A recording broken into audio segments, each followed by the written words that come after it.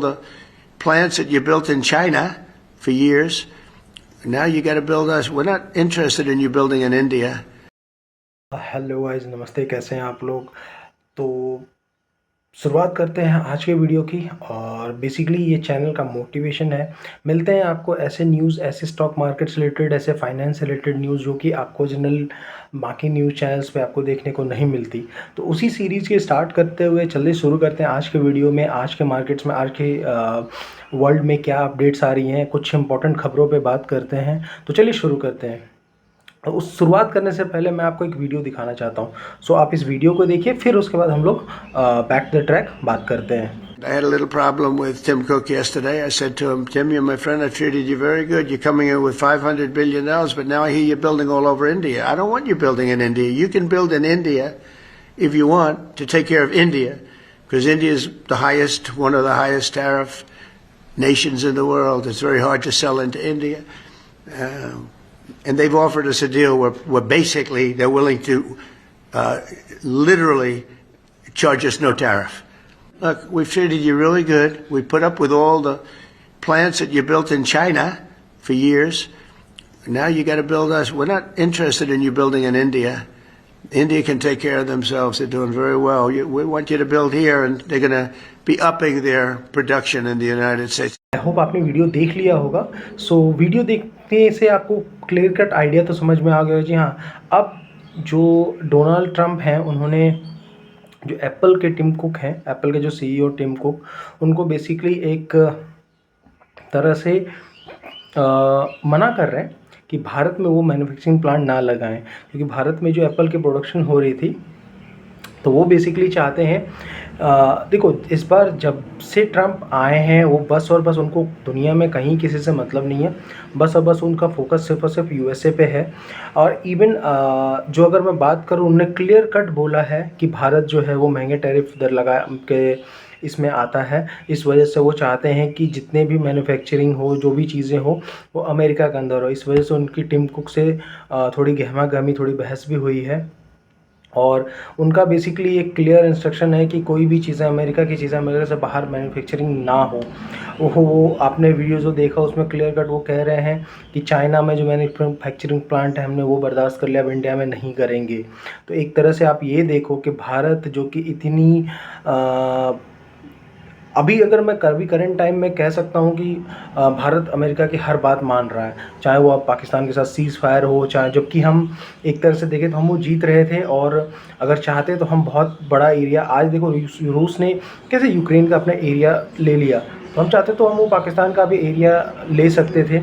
और इतनी बड़ी हम ऑलरेडी पॉजिटिव में थे, हम जीत की तरफ थे, लेकिन हम तो अमेरिका की हर बात मानते चले गए। सेम इससे पहले जब बात आ रही थी, चाहे वो हार्ले डेविडसन, चाहे अमेरिका की जो भी बाइक, सब पे हमने टैक्स कम किया ताकि हमारे पे टैक्स कम हो। लेकिन फिर भी जब अमेरिका खुद की अपनी चीज़ों के बारे में सोच रहा है, आई थिंक हमें भी ऐसा लगता है कि हमें भी सोचना चाहिए। दो चीज़ों पे मैं बात करूँगा। देखो, अमेरिका के साथ हमारी डील जो है वो 2%, हमारी जीडीपी की 2% है। सो अगर हम उस पर उसके साथ साथ बाकी कंट्रीज़ के साथ भी अगर अपनी रिलेशनशिप बढ़ाएं, तो हमें अमेरिका को भी ये बताना पड़ेगा कि हाँ, एशिया में अगर आपको अपना अपना सोचना है, एशिया में अगर आपको अपनी धाक जमानी है, तो आपको भारत की ज़रूरत है, और भारत के बिना अमेरिका नहीं चल सकता। तो यहाँ पे हमें, एज़ पर मुझे ऐसा लगता है कि यहाँ पे हमें एक स्ट्रॉन्ग वो दिखाना चाहिए कि आप जो मन चाहे वो नहीं कर सकते इंडिया के साथ। बहुत बातें मान ली, बट हमारी गवर्नमेंट अभी क्या कर रही है, क्या स्टेप्स आने वाले हैं, देखते हैं। बट फिलहाल तो डोनाल्ड ट्रंप का जो मन आ रहा है वो कर रहा है। इवन भारत का सीज़ फायर भी हुआ, तो वो भी हमें यूएसए के ट्रंप के ट्वीट से पता चलता है। तो ये चीज़ थोड़ा सा अनकम्फर्टेबल है कि क्या हो रहा है, क्या नहीं हो रहा है। तो बढ़ते हैं अभी नेक्स्ट अपडेट क्या क्या आ रही हैं। सो अमेरिका के अपडेट के बाद नेक्स्ट अपडेट आ रही है, जी हाँ, रिलायंस ग्रुप से। सो रिलायंस ग्रुप ने एक बहुत बड़ा लोन लिया है, जो कि इंडिया का अभी तक का 2023 के बाद का सबसे बड़ा लोन है।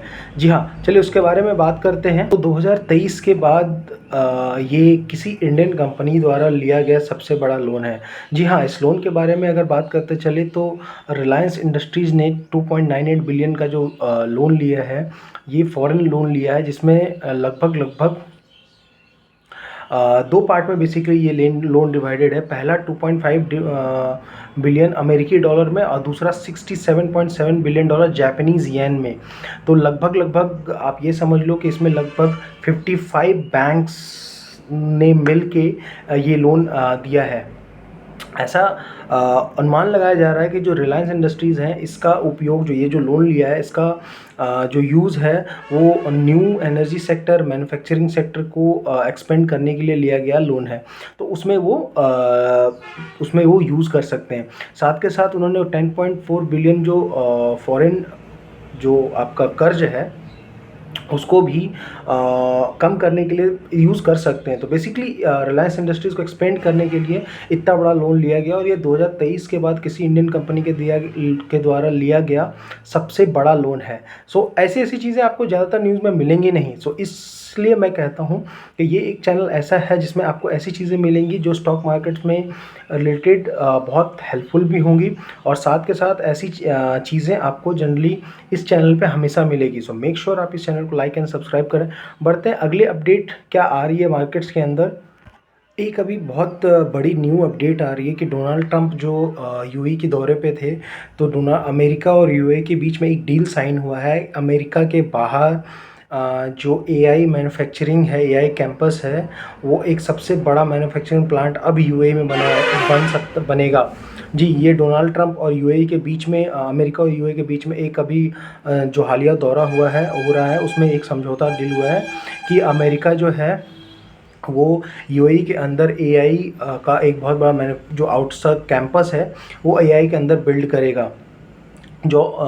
और ऐसी खबरें आ रही हैं कि पहले ये जो डील थी वो चाइना के वजह से रिस्ट्रिक्टेड था कि ऐसा लगता था कि चाइना हो सकता है वो जो चिप है उसको जो चाइना की एक आदत है कि उसको कॉपी कर लेना उस वर्जन को। इस वजह से अमेरिका पहले ये डील अग्रीमेंट नहीं कर रहा था, बट फाइनली ये अग्रीमेंट अब हो चुका है।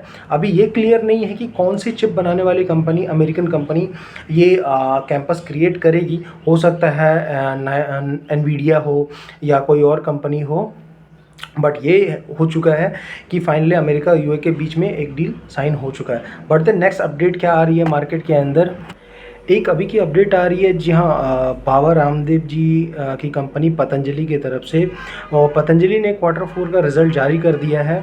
और आपको जान के, जो पतंजलि के इन्वेस्टर, उनको जान के खुशी होगी कि कंपनी का जो Q4 का रिज़ल्ट है वो ऑलमोस्ट 76% के इंक्रीज़ हुआ है, बढ़ा है। और साथ के साथ कंपनी ने ईयर ऑन ईयर भी लगभग 17% के आसपास प्रॉफिट जनरेट किया है। और प्रॉफिट जनरेट करने के बाद कंपनी अब डिविडेंड देने को भी अग्री कर गई है। तो जी हाँ, जो पतंजलि के इन्वेस्टर हैं उनको अब एक तगड़ा डिविडेंड भी मिलने वाला है और कंपनी भी अच्छा कर रही है, तो इन्वेस्टर्स पे नज़र बनाए रख सकते हैं, बने रह सकते हैं। तो आज की खबरें यहीं तक रखते हैं दोस्तों, और मिलते हैं अगली बार कल को नेक्स्ट टाइम कुछ और नए और बड़े अपडेट्स के साथ। सो मेक श्योर इस चैनल को लाइक एंड सब्सक्राइब करते रहें और आपको फाइनेंशियल न्यूज़ ऐसे ही मिलती रहेगी इस चैनल पे। तब तक के लिए thank you so much. Trade करते रहें, इन्वेस्ट करते रहें, बट मार्केट में अवेयर रहें। Thank you so much.